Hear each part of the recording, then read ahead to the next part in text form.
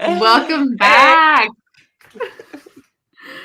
Brittany and I are laughing because we're always like, you ready to start? And then we're like, yeah, let's start.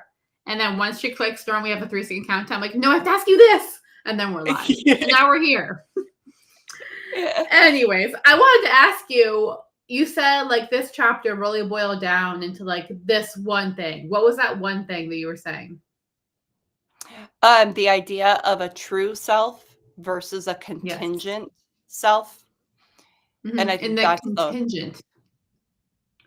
the That's the contingent word. self.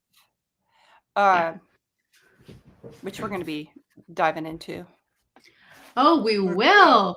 But that contingency, that was like my big takeaway, I think, from this chapter. But I'm getting ahead of myself. We're going to get to that. The first thing we have to do is hear my beautiful summary. All right. I'm manifesting that.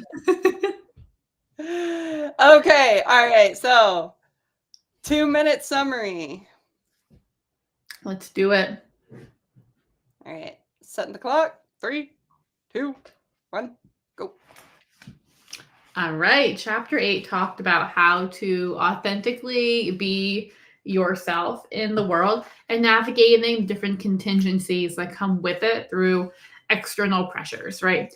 So it starts off by talking about how integration is important and how we have these interjects that come into our heads that tell us the kind of people we should be, the kind of things we should do, but how we don't internalize those things. And it ends up being this pressure that we feel against ourselves. So interjects, that was like the first thing we tackled. And then it talked about making love contingent, which, I can't wait to talk to you about that, Brittany. Ooh.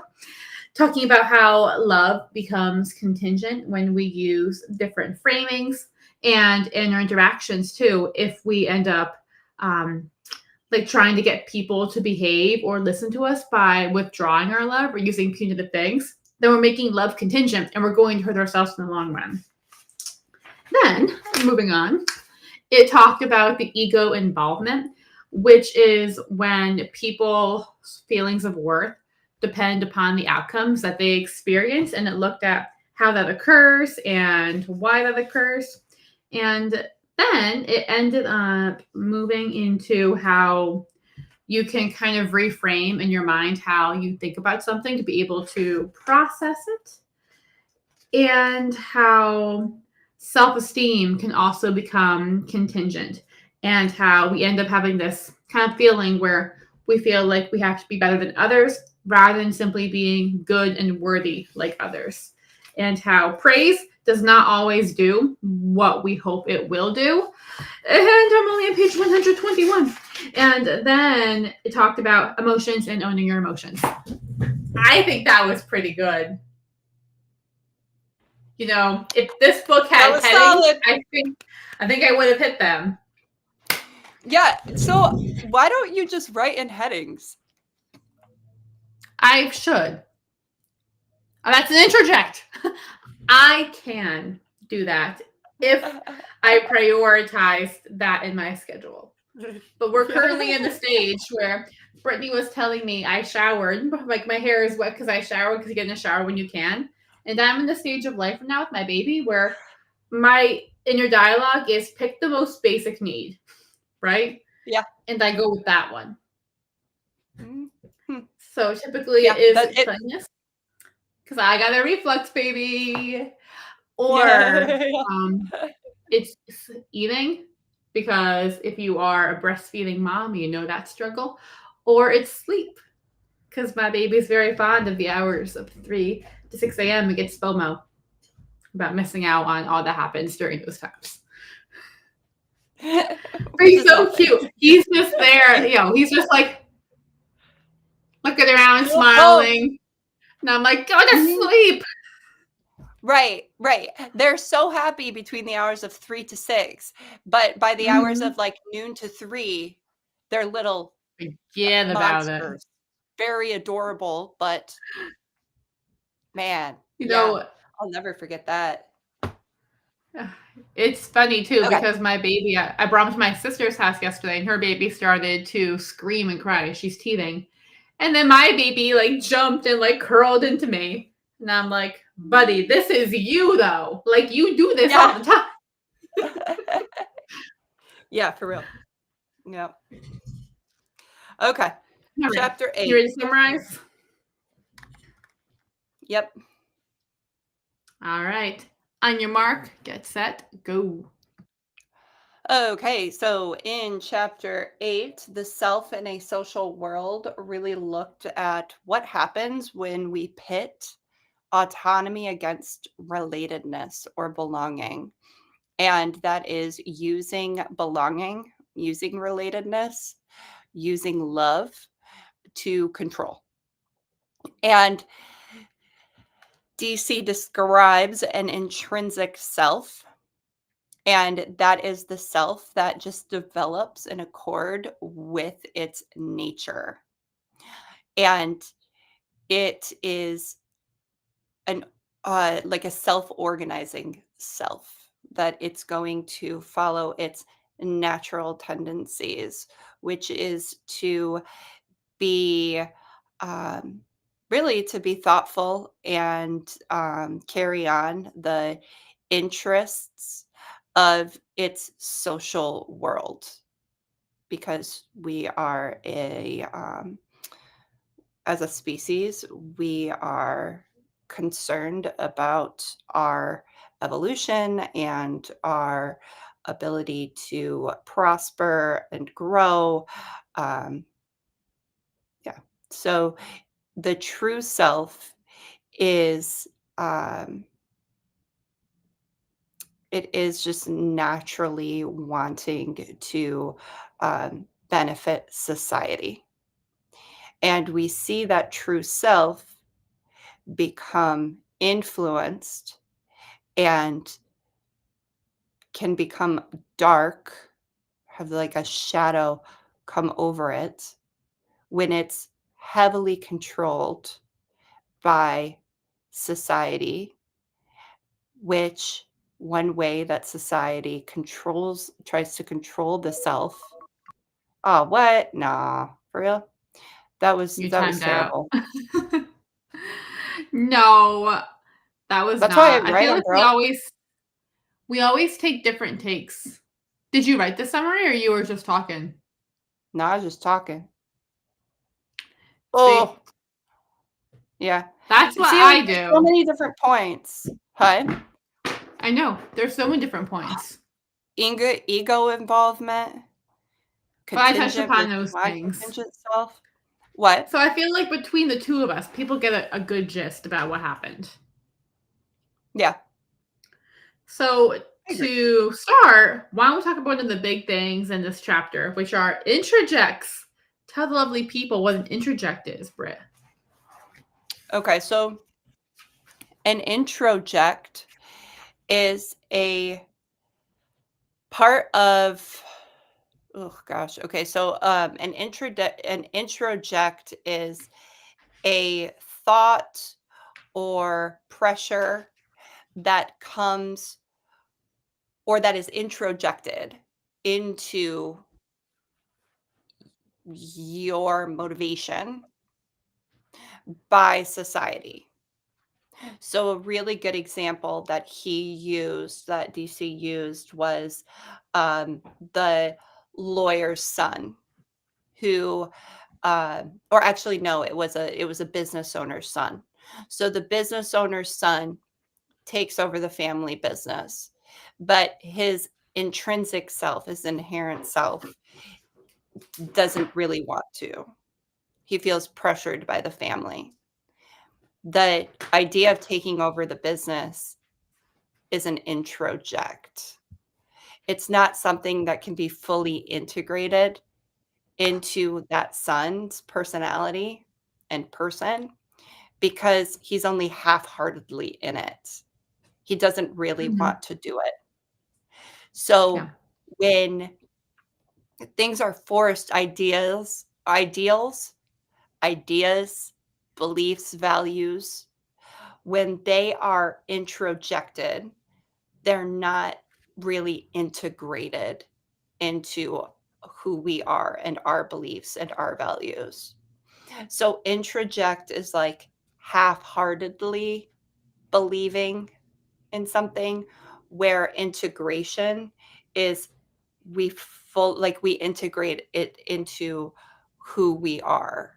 Um, To make it the more superficial, we could is say, introjection. well, here's my superficial metaphor, right? Oh, An okay. introject is skinny jeans when internalization is athleisure,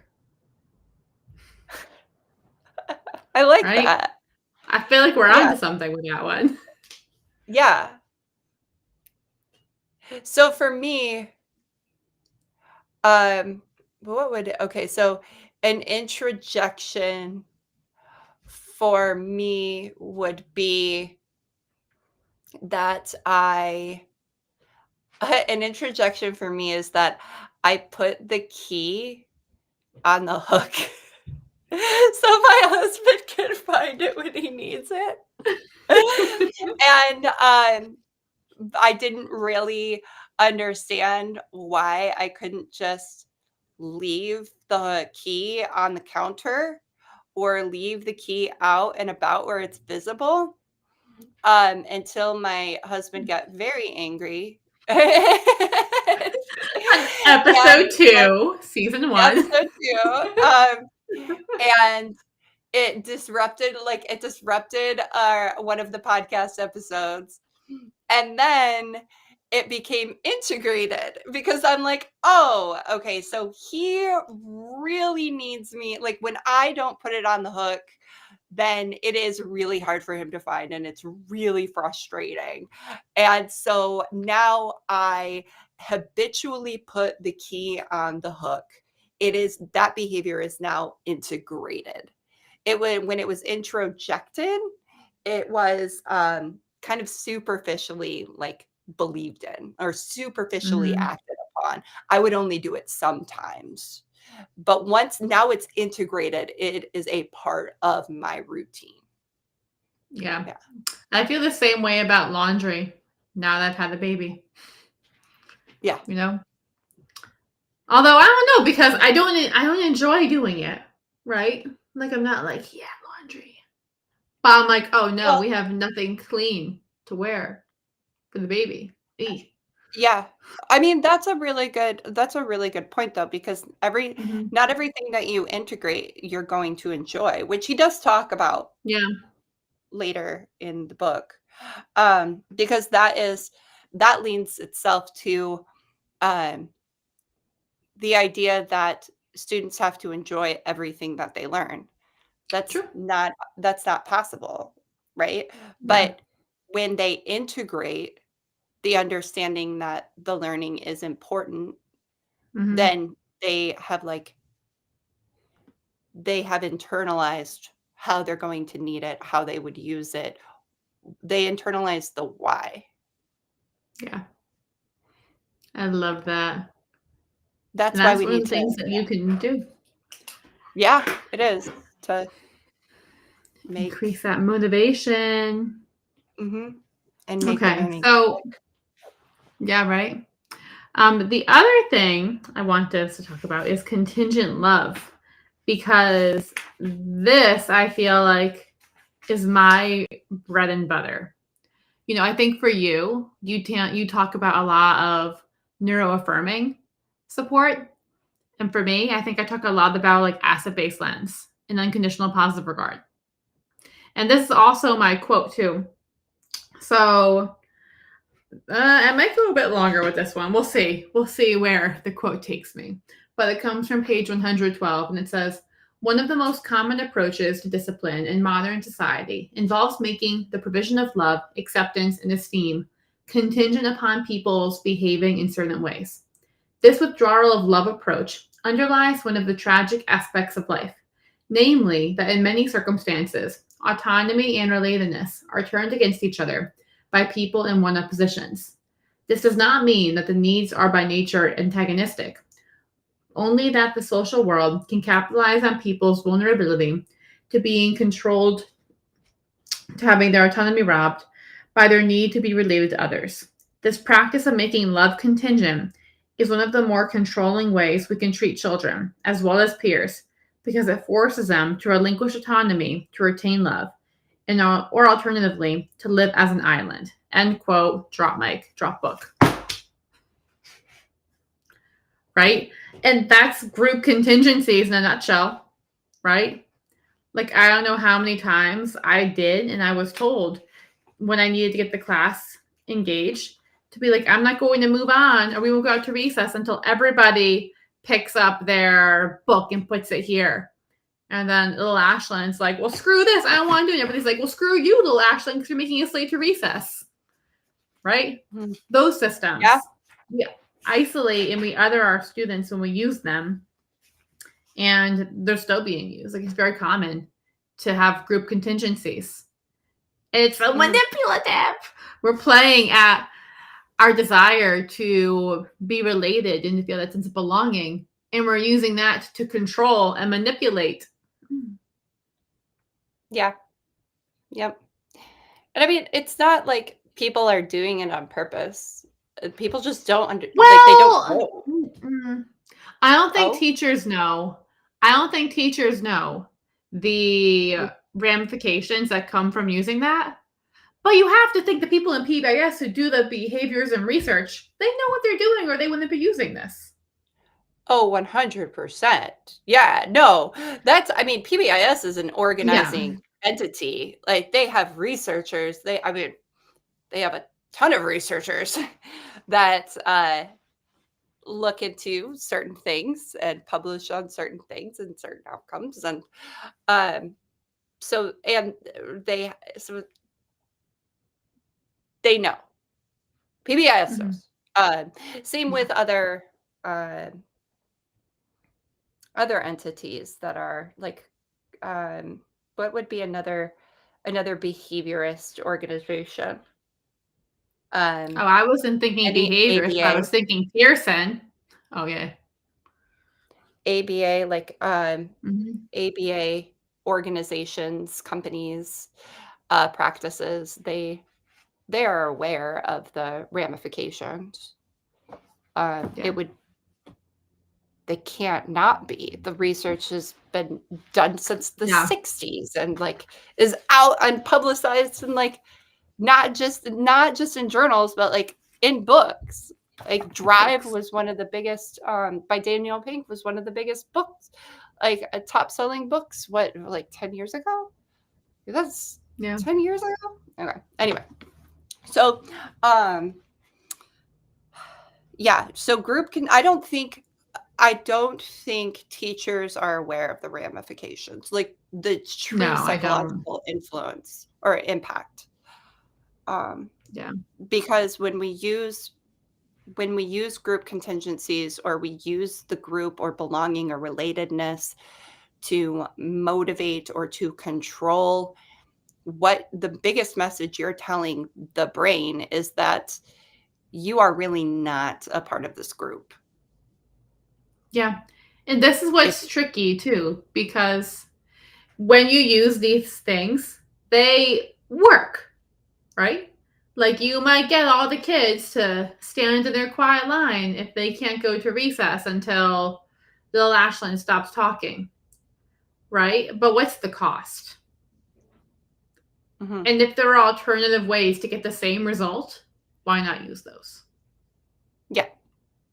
And that's what he says, I Mhm. think, at the end of one of these chapters, where he's like, the most responsible thing to do would be to find alternative methods that don't have the negative psychological impacts that Yeah. these extrinsic controlling coercive methods have. It's like And that's unethical to use these methods. yeah. And that's a Okay, big so thing I think that we miss out on in teaching, like the ethics. Did you ever have an ethics class in your teaching preparation program, or like any mm-mm, attention brought to ethics? Because I think about my mm-mm, friends who are in like therapy or social work, and like um, ethical considerations are talked about all the time. But in teaching, it's not. These mhm, jobs go hand in hand. So I find that yeah. interesting. I I think wonder that why. I don't think that teachers have the time and the mental energy right now to consider or to like really prioritize ethics because they're just so in triage mode. Yeah, that's And that true. it's but it's self-perpetuating because I'm not the even talking about like teachers in the classroom though. I'm talking about like universities. ye- yes, I no, I understand that, but I'm saying Mhm. like even if they did have an ethics class, Mhm. maybe well, they everybody should have an ethics class. Everybody should have a class, I believe, that looks at society and the impacts whatever it is has on society as a whole, Yeah. and well-being, right? Mhm. But when you have a population that is just surviving, the ethical considerations are not going to be, like, prioritized, right? Like, how you were talking about Yeah. prioritizing, like, eating and sleeping, and, like, our system just seems every day we're just in triage mode more True. and more, and not just education, but, like, But everything. and yeah, that comes in the chapter 9. We talk about that. Mhm, We talk about why we're in triage mode. But on the same token, or the other side of the same token, I don't know what that expression is. mhm. But if you have a profession that exists in triage mode, we should be doing something to change how the profession exists and how it works Oh, because it's yeah. not working, Yep. which is I'm in what we're agreement. doing. Like, Mhm. we're here Yeah. That disrupting would be things. right, and I feel like that really is on the responsibility of what DC says, like, who's in one-up positions or positions Yeah. of influence and authority. Um, Hmm. Now granted, that's we can't always rely on those individuals to make systemic change, historically Yeah. speaking, and we can do the work and make those changes in our classroom and make them on the more, like, micro level. Hmm. And I think that it all accumulates to greater change eventually.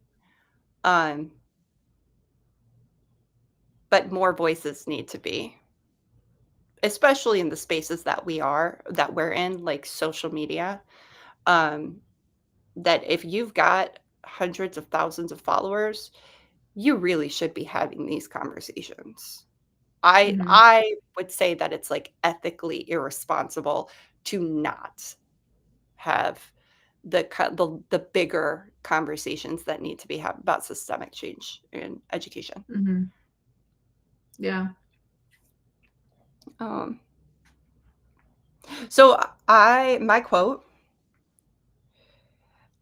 is about it's going to be about contingent versus the non-contingent self because I thought that was really interesting. So it's self-esteem. So Okay. contingent self-esteem and true self-esteem. True Yeah. self-esteem is accompanied by integrated values and regulations. So those values and regulations that they become internalized with the self. Such individuals evaluate their behaviors, uh, but their feelings of worth as people are not riding on those evaluations. So that's like we can evaluate how well we did on that test or how well we did on that project, but our sense of worth is not attached to it. Um, and that was on page 118. And then 119, Carl Rogers advocated what he called non contingent positive regard. He was suggesting that regard from others, and most importantly from ourselves, is our inalienable right. We are worthy of virtue of the fact that we are alive. And praise is usually different. It is typically made contingent on getting an A on an exam, eating all those vegetables, or cleaning your room. Its hidden message is that you would not be worthy if you had not hit the target. Praise runs the risk of bolstering contingent self esteem rather than true self esteem.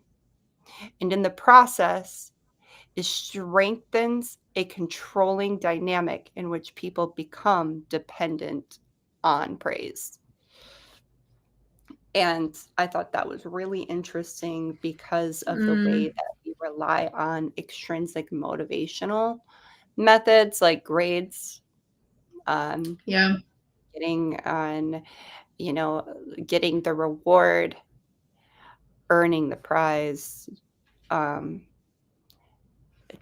and how are our students internalizing that, and that one, the only reason to learn or the only reason to do well is when you get something, and two, does getting an A make you a good student? Like, does it, how we define um, how we define good, and how that influences our students' idea of how good they are, who they are.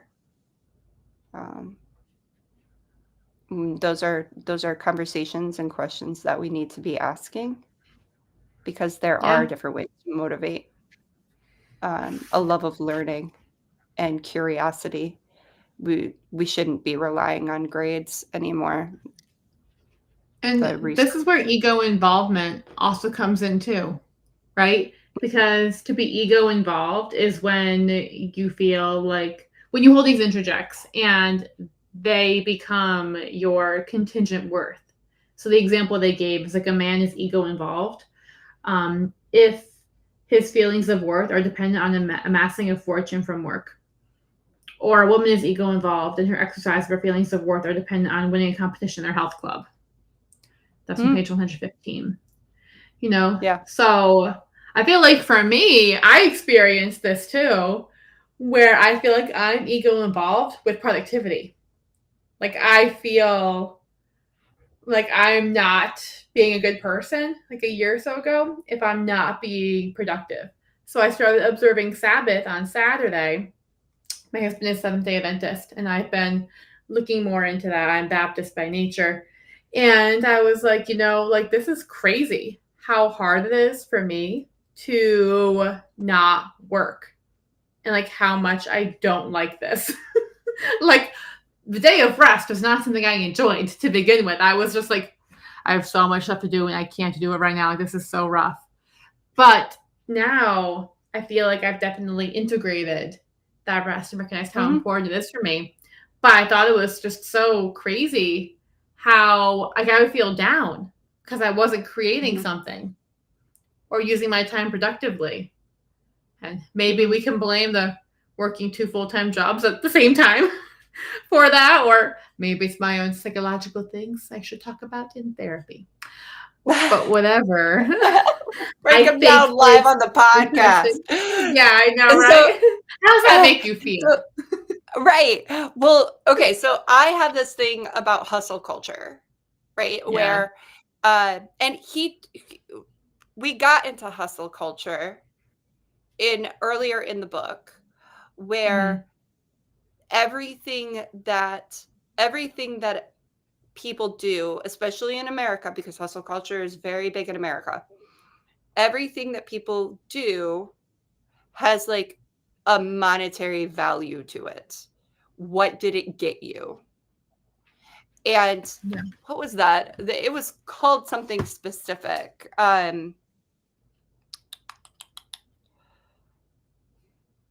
it was the idea that things that we should just have inherent joy, like art for art's sake, Mhm. can't exist anymore because we're so focused on the product and what it Yeah. gets us in the end. everything has a means to an end, or everything is a means to an end. And it's really sad because um, that influences the joy and the almost like the relaxing influence that activity should have on us. And it's just like we can't ever relax because we're constantly like impressed upon with this idea that we have to be productive. Mm-hmm. And if you're relaxing, you're not being productive. And I feel Talk like about that same societal impact. thing, right? I think that same thing bleeds into social media. Because now when you're scrolling, basically everything is an advertisement. And we're guilty of this too, because we make posts Yeah. advertising our resources and Right. products. But then, Right. I don't know, we didn't always do that, right? Like we used to just post more regular content. But now I feel like doing this for our job, there's definitely more pressure to post and to like hit different goals and things like that. And when you're writing content for the week, it can feel like, I mean, a couple things. Like, number one, it can feel like if you don't share like the next step, like you're not fully helping people, right? You know, or it can also feel like, well, if I'm not like plugging something, how is this post going to be helpful? Like, what's it really going to do? Which is an icky feeling. Yeah. Yeah. My thing is with like, if I don't post the next step, if I posted the next step, people would be, that's too much information to take on That's the thing too. micro, like chewable post. You can't. Like I've had Yeah. people comment and they're like, why can't you just give your course away for free on here or like give me the information? And I'm like, that'd be like asking someone to put in one Instagram post, how do you teach a kid to read? And like get a kid to read in one Instagram post. Like you can't do it. There's so much content there. Yeah. Right? Yeah. There's so many different understandings that really need to be built upon. Like, and unlearned. That's the big thing. Now we're rewiring. We're relearning. Rewiring 100%. So what is your takeaway? Well, my takeaway might be like the last thing too. And I guess it's just owning yourself, like owning your emotions. It talked about owning your emotions at the end of this chapter. It said, like, for example, when a man says to his partner, I am angry at you, he will realize it does not necessarily mean his partner did something wrong. Rather, it means he did not get what he wanted. That's page 123. But also in terms of like owning yourself in your own ego involvement, owning yourself in how you are using love, right? Are you giving love unconditionally, or is it contingent upon someone acting the way that they need to act in your classroom, right? Because anybody can show up and love their students when they're sitting at their desk quietly working, right?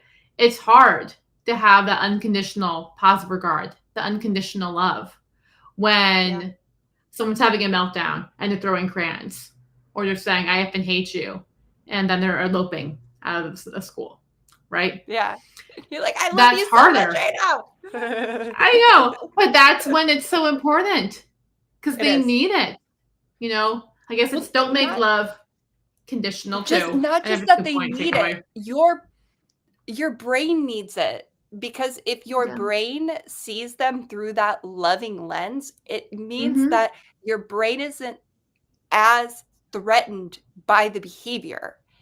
And when you aren't threatened by the behavior, you can think clearly because your executive functioning stays online. So it's not just this. Yeah. It's not just that, like, oh, we need to love all of our students because, you know, they need that love. We need that love too. We need to experience that love so that our brain doesn't distort the idea of the student and make them a threat. So And when we you were make just talking about this too. We were just talking about this together on Wednesday night, Britt, in the Village oh yeah. Plus group coaching call. Like we just had this Mhm. conversation with the 100 clients in there. and so I was just going to mention, because that coaching call, that inspired me, or inspired the mini trainings that I wrote. Mhm. And mini trainings are like 5-minute sessions that we have in the village, that they're like 5-minute training sessions that you can watch like when you're you know, grabbing coffee or you have a second. On your lunch Um, break. yep. And the one of the mini trainings is like, how do we set limits and still love? Mhm.